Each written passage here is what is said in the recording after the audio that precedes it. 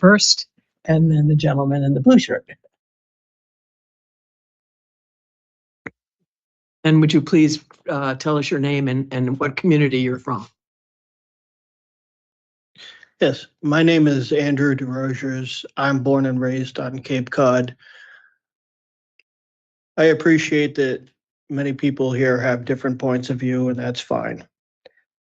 Many of them are very well spoken, many of them are polite. I'm not going to be. I am that taxpayer that several of the people who sat up here and spoke are talking about. What is on the line is very simple.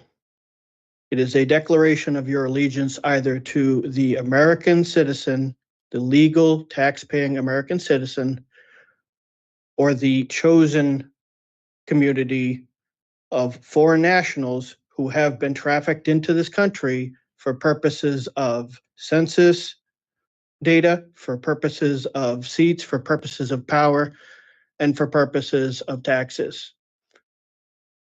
I am sick to effing death of paying for such bullshit. And I'm sick to death of being lectured about compassion, about patience and understanding. I have lived here all my life, and I have been required for all 40 years of that life to obey the law and follow the rules. There will be no Social Security check for me when I can't work anymore. I have never once received any of the benefits that have been spoken of here. Nobody is beating down my door to help me fix up my house so that it doesn't collapse on me or lower the cost of the electricity that I have to pay. I don't get health insurance. I can't afford it. But I am punished by this state for not being able to afford it so that people who are in this country illegally can benefit from it and go see the doctor whenever they want. And that is a fact, and I am sick of it. I am not an ununderstanding individual. I am not an uncompassionate individual. But my generosity has been abused, and I am sick of it. I am sick of being treated as an indentured servant to foreign nationals in my country and in my community. And I don't give a damn whose feelings that hurts.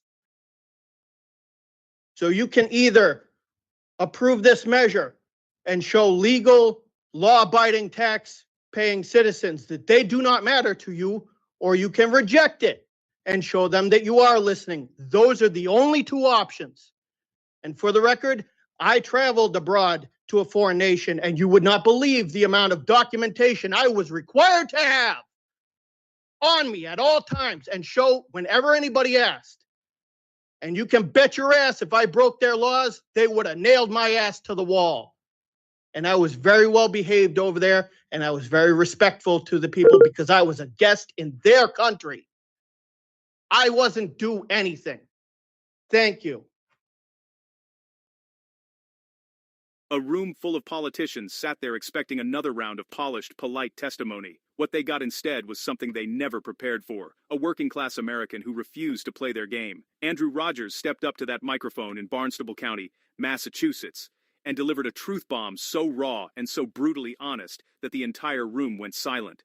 By the time he was done, he had exposed the entire immigration debate for what it really is.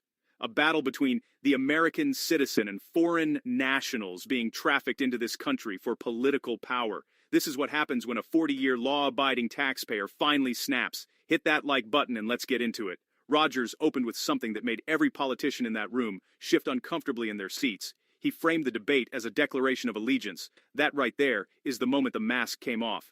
Rogers looked those commissioners dead in the eye and told them exactly what the immigration debate has always been about. It was never about compassion or humanitarianism. It was about power, census data to reshape districts, cheap labor to suppress wages, and building a permanent voting bloc to keep the Democrat Party in power for generations. Barack Obama, Joe Biden, and the entire Democrat establishment have been running this strategy for decades. Flood the country, grant amnesty, register them to vote. Suddenly, they have a permanent majority that never has to compete on ideas again. That is a man who has had enough. He told them point blank, you have two choices. Approve this measure and show taxpayers they do not matter. Or reject it and show them you are listening. There is no middle ground. There is only choosing which side you are on. Rogers then made a devastating point about the hypocrisy of the globalist system.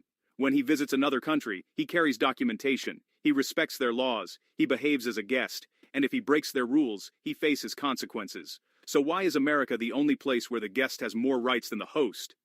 Rogers has never received a single benefit, no social security, no help fixing his house, no health insurance, yet he is punished for not affording it, while illegals get free health care. A 40-year law-abiding citizen treated as less than someone who crossed the border illegally. That is not an accident.